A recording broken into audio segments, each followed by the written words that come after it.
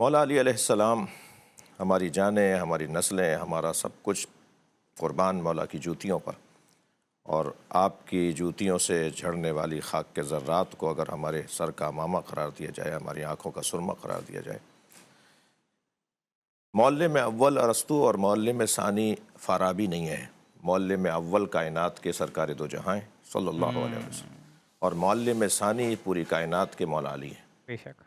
وہ ذات کہ جس نے اپنے پورے وجود کو اللہ کے حوالے کر دیا، اور ہمارے ہاں بھی اور ہمارے بھائیوں کے ہاں بھی اس کا ذکر ہے کہ جس نے 40 دن تک اللہ کی خاطر زندگی گزاری، تو پھر اللہ اس مخلص کو یہ مقام عطا کرتا ہے کہ وہ ید اللہ ہو جاتا ہے، وہ عین اللہ ہو جاتا ہے، وہ لسان اللہ ہو جاتا ہے۔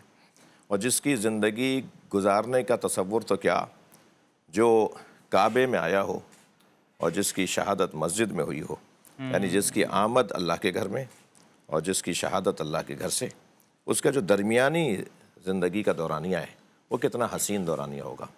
لہٰذا جس کی ساری زندگی قرب الہی میں اور اللہ کی خاطر گزری ہو، حتیٰ ایک نہیں دسیوں مثالیں اس موضوع پہ بنے گی کہ آپ نے جب کبھی ان کی ذرہ برابر بال برابر بھی اپنی خواہش شامل ہونے لگی تو اس کام کو چھوڑ دیا کہ نہیں، یہ اللہ کی مرضی، اس میں میری مرضی شامل ہو رہی تھی۔ وہ ایک بڑا مشہور واقعہ جو دشمن کے سینے سے اتر آئے، اور آپ نے فرمایا کہ اس نے میرے ساتھ کیونکہ بے ادبی کی تھی تو میری ذات اس میں شامل ہو رہی تھی اس کام میں، لہٰذا یہ اللہ کی خاطر کام ہونا چاہیے۔ تو جن کا جینا، جن کا اٹھنا بیٹھنا، تو اب وہ ید اللہ، وہ عین اللہ، وہ لسان اللہ، وہ اذن اللہ، وہ جنب اللہ، وہ وجہ اللہ، وہ ولی اللہ، کیا عنوان اس ذات کے ساتھ، یعنی اللہ اللہ اللہ۔ یعنی مجھ سے ایک صاحب کہنے لگے کہ ایک جملہ کہا جاتا ہے خطبہ کے ساتھ کہ فلاں مضمون بڑے قبضے کا مضمون ہے، تو مولا علی کی بارگاہ میں اگر میں عرضی رکھوں کہ مولا آپ کے قبضے کا مضمون کیا ہے، تو مولا کے قبضے کا مضمون عقیدہ توحید ہے۔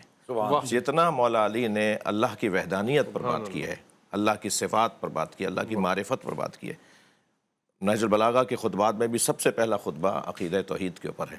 پسندیدہ ترین مضمون، جوتیوں میں ٹانکا لگا رہے ہیں تو دو چاہنے والے برابر سے گزرے اور یہ کہتے ہوئے گزرے کہ خطاب کرنا، وہ بھی نثر میں خطاب کرنا، یہ شاعری میں بات کرتے تھے۔ عرب اتنا شعر و شاعری میں، ادبیات میں، کہ یہ مکالمہ ان کا شعر میں ہوتا تھا۔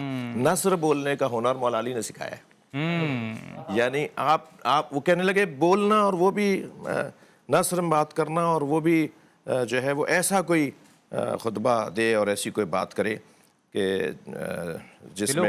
جس میں پورے خطاب میں نقطہ استعمال نہ ہو رہا ہو۔ واہ! حضرت مسکرائے، حضرت نے فرمایا یہ میرے لیے آسان ہے۔ آپ نے پورا خطبہ ارشاد فرمایا غیر نقط خطبہ، بغیر نقطوں والے حروف آپ فی البدی بولتے چلے گئے، اور اس کا عنوان بھی عقیدہ توحید ہے۔ میں اتفاق سے 2 دن پہلے ہی نجف اشرف سے لوٹا ہوں، کربلا محلہ تھا، وہاں مسجد کوفہ میں جو جگہ ہے حضرت کی ضربت کی، جس کو آج ہم یاد کر رہے ہیں، اس محراب مسجد کوفہ، اس کے ساتھ مولا کا وہ خطبہ فریم میں لگایا ہوا ہے مسجد کوفہ کی مینجمنٹ نے، وہ غیر نقط خطبہ۔ تو پھر ایک دن ایسے ہی کسی نے کہا کہ خطاب کرنا، اور ایسا خطاب جس میں الف کا حرف ہی استعمال نہ ہو، حضرت نے فرمایا میرے لیے آسان ہے۔ پھر آپ نے ایک خطبہ ارشاد فرمایا جس میں ایک حرف بھی نہیں ہے، ایک لفظ بھی نہیں ہے جس میں حرف الف آ رہا ہو۔ کیا کہنے؟ تو وہ ذات اور اس کا موضوع بھی عقیدہ توحید۔